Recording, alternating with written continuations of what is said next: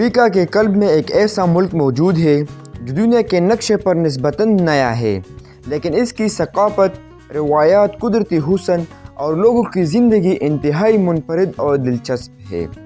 یہ ملک ہے south Sudan. دنیا کے بیشتر ممالک کی تاریخ صدیوں پر محیط ہے، لیکن ساؤتھ سوڈان نے ایک آزاد ملک کی حیثیت سے اپنی شناخت صرف 2011 میں حاصل کی۔ یہی وجہ ہے کہ اسے دنیا کا سب سے نیا ملک بھی کہا جاتا ہے۔ آج کی اس ڈاکومنٹری میں ہم ساؤتھ سوڈان کی تاریخ، ثقافت، گاؤں کی زندگی، تعلیم، معیشت، روایات، جنگلی حیات اور وہاں کے لوگوں کے روزمرہ معمولات کو تفصیل سے جانیں گے۔ ساؤتھ سوڈان مشرقی اور وسطی افریقہ کے درمیان واقع ایک خشکی سے گھرا ہوا ملک ہے۔ اس کی سرحدیں Sudan, Uganda, Kenya, Ethiopia, Democratic Republic of the Congo اور سنٹرل افریقن ریپبلک سے ملتی ہے۔ اس کا دارالحکومت جوبا ہے، جو ملک کا سب سے بڑا شہر بھی ہے۔ ساؤتھ سوڈان بھی دریاؤں، دلدلی علاقوں، وسیع گھاس کے میدانوں اور جنگلات کی بہتات پائی جاتی ہے۔ یہاں سے گزرنے والے دریائے نیل لاکھوں لوگوں کی زندگی کا اہم حصہ ہے۔ ساؤتھ سوڈان کی جدید تاریخ جدوجہد اور قربانیوں سے بھری ہوئی ہے۔ کئی دہائیوں تک یہ علاقہ سوڈان کا حصہ رہا، لیکن ثقافتی، مذہبی اور سیاسی اختلافات کے باعث یہاں آزادی کی تحریکیں چلتی رہی۔ طویل تنازعات اور مذاکرات کے بعد 9 جولائی 2011 کو ساؤتھ سوڈان نے آزادی حاصل کی اور دنیا کے نئے ملک کے طور پر ابھرا۔ آزادی کے دن لاکھوں لوگوں نے خوشیاں منائی، کیونکہ یہ ان کے لیے ایک نئے دور کی شروعات تھی۔ ساؤتھ سوڈان کی سب سے بڑی خصوصیت اس کی ثقافت تنوع ہے۔ ملک میں درجنوں مختلف قبائل آباد ہیں، جن میں ڈنکا، نویر، شلک اور دیگر قبائل شامل ہیں۔ ہر قبیلے کی اپنی زبان، لباس، موسیقی اور رسم و رواج ہے۔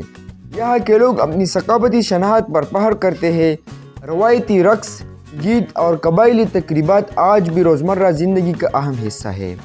شادی بیاہ کی تقریبات کئی دنوں تک جاری رہ سکتی ہے، جن میں پورا گاؤں شریک ہوتا ہے۔ موسیقی، رقص اور اجتماعی دعوتیں ان تقریبات کو یادگار بناتے ہیں۔ ساؤتھ سوڈان کی اکثریت آج بھی دیہی علاقوں میں رہتی ہے۔ گاؤں میں زندگی سادہ اور فطرت کے قریب ہے۔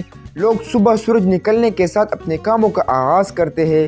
بہت سے دیہاتوں میں روایتی جھونپڑیاں نظر آتی ہیں، جو مٹی، لکڑی اور گھاس سے بنائی جاتی ہے۔ یہ گھر مقامی موسم کے مطابق تعمیر کیے جاتے ہیں۔ گاؤں میں پانی کے کنویں، مقامی بازار اور اجتماعی مقامات سماجی زندگی کا مرکز ہوتے ہیں۔ لوگ ایک دوسرے کے ساتھ مل جل کر رہتے ہیں اور مشکل وقت میں ایک دوسرے کو مدد کرتے ہیں۔ ساؤتھ سوڈان کے کئی علاقوں میں مویشی پالنا صرف روزگار نہیں بلکہ ثقافت کا حصہ بھی ہے۔ خاص طور پر گائے کو انتہائی اہمیت حاصل ہے۔ بہت سے خاندانوں کی دولت اور سماجی حیثیت کا اندازہ ان کے مویشی کی تعداد سے لگایا جاتا ہے۔ چرواہے اپنے جانوروں کے ساتھ لمبے فاصلے طے کرتے ہیں تاکہ انہیں مناسب چراگاہیں مل سکے۔ کئی قبائل کے لیے گائے صرف خوراک یا آمدنی کا ذریعہ نہیں بلکہ روایتی اور سماجی اہمیت بھی رکھتے ہیں۔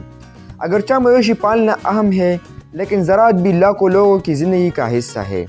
مکئی، جوار، مونگ پھلی اور مختلف سبزیاں یہاں کی اہم فصلیں ہیں۔ دیہی خاندان اپنی زمینوں پر کام کرتے ہیں اور اپنی ضرورت کی بہت سی اعضائے خود پیدا کرتی ہے۔ بارشوں کے موسم میں کھیت سرسبز ہو جاتے ہیں اور دیہی علاقوں کا منظر انتہائی خوبصورت دکھائی دیتا ہے۔ ساؤتھ سوڈان دنیا کے ان ممالک میں شامل ہے جہاں تعلیم کو بہتر بنانے کے لیے ابھی بہت کام کرنے کی ضرورت ہے۔ بہت سے دیہی علاقوں میں اسکولوں کی تعداد محدود ہے اور بعض بچوں کو تعلیم حاصل کرنے کے لیے کئی کلومیٹر پیدل سفر کرنا پڑتا ہے۔ اس کے باوجود والدین اپنے بچوں کو تعلیم دلانے کی بھرپور کوشش کرتے ہیں، کیونکہ وہ جانتے ہیں کہ تعلیم مستقبل کو بدل سکتی ہے۔ ساؤتھ سوڈان کی خواتین خاندان اور معاشرے میں اہم کردار ادا کرتی ہے۔ وہ گھر کی دیکھ بھال کے ساتھ ساتھ زراعت، پانی لانے، بچوں کی پرورش اور چھوٹے کاروبار میں بھی حصہ لیتی ہے۔ دیہی علاقوں میں خواتین روزانہ کئی گھنٹے مختلف ذمہ داریاں نبھانے میں مصروف ہوتی ہے۔ آج کل زیادہ سے زیادہ لڑکیاں تعلیم حاصل کر رہی ہے اور مستقبل میں مختلف پیشوں کا حصہ بننے کے خواب دیکھ رہی ہے۔ ساؤتھ سوڈان میں مختلف مذاہب کے لوگ آباد ہیں، جن میں عیسائیت اور مقامی روایتی عقائد نمایاں ہے۔ مذہبی تقریبات اور تہوار معاشرتی زندگی کا اہم حصہ ہے۔ لوگ عبادت گاہوں میں جمع ہوتے ہیں، دعائیں کرتے ہیں اور ایک دوسرے کے ساتھ خوشی اور غم بانٹتے ہیں۔ ساؤتھ سوڈان قدرتی حسن سے مالا مال ہے۔ یہاں وسیع گھاس کے میدان، دلدلی علاقے، جنگلات اور دریا موجود ہے۔ ملک کے مختلف حصوں میں ہاتھی، زرافے، بینس، ہرن اور دیگر جنگلی جانور پائے جاتے ہیں۔ اس کے علاوہ اس ملک کا دارالحکومت جوبا ملک کا سیاسی، معاشی اور تعلیمی مرکز ہے۔ یہ شہر تیزی سے ترقی کر رہا ہے۔ یہاں جدید عمارتی، تعلیمی ادارے اور کاروباری مراکز قائم ہو رہے ہیں۔